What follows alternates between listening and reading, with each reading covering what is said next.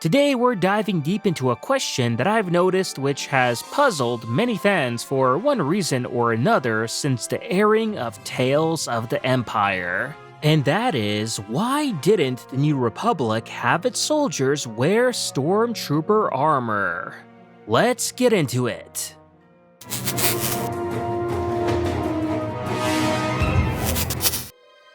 After the Rebel Alliance's triumphant victory over the Galactic Empire, the newly formed New Republic had to make many decisions about their military and political identity going forward. And one such decision was distancing themselves from the infamous Stormtrooper armor. But why though? Well, to understand this, we need to take a look at both historical parallels and the in-universe reasoning. Firstly, let's draw a parallel to real-world history, World War II, which Star Wars, particularly the original trilogy era, takes a lot of inspiration from. And such as with that war, the Allied forces of course did not adopt the uniforms of Nazi Germany after winning the war. And the reason for this was clear. Those uniforms symbolized oppression, tyranny, and fear. And the Allies, on the other hand, wanted to represent freedom and justice, not the terror inflicted by the Nazis. Similarly, Stormtrooper armor was a symbol of the Empire's might and the fear it imposed across the galaxy. The Empire used this armor as a fear tactic, a visual reminder of their dominance and ruthlessness. As it wasn't just protective gear, it was propaganda. The Rebel Alliance and later the New Republic sought to establish a new era of peace and hope. And so it goes without saying that wearing the space Nazi armor of their former oppressors would send the wrong message to the galaxy, as well potentially be seen as glorifying the enemy too.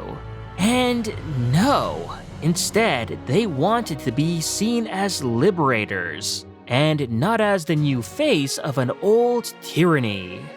Thus, for their uniforms, instead of it being designed to be intimidating and faceless, New Republic soldiers would appear to be benevolent, professional, and more peaceful with a blue uniform with white accessories. As for the uniform's base, the Republic primarily adopted the look of the Rebel Fleet Trooper, which in the Galactic Civil War was seen throughout the galaxy as a symbol of hope, freedom, and justice. The uniform, helmet, and accessories were also made for a variety of alien body shapes too, reflecting the diversity in the New Republic's ranks as compared to the xenophobic Empire. Additionally to this, there was also an element of mockery involved too, as during the Galactic Civil War, Rebel soldiers often referred to Stormtroopers as bucketheads, which poked fun at the impersonal nature of their faceless uniform.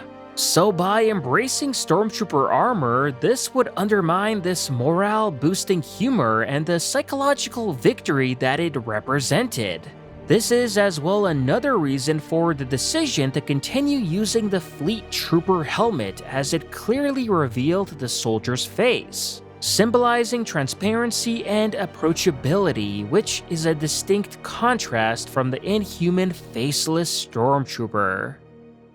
Another reason is that by foregoing armor in general was intentional by the New Republic, as it's well known how extremely averse they were from having another empire form within it, and in general were opposed to dedicating too much to its military in the first place.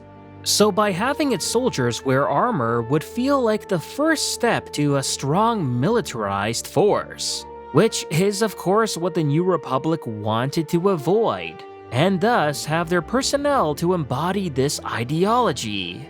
And with the Empire having been known for its fully armored soldiers, faces hidden behind threatening-looking helmets, and a color scheme dominated by white, gray, black, and occasionally red, the New Republic meanwhile made its goal to be the exact opposite of that. and continue the traditions of the Rebel Alliance, which also did not rely on any combat armor for its standard troops. However, it's worth noting that the New Republic did make use of at least some leftover Imperial equipment.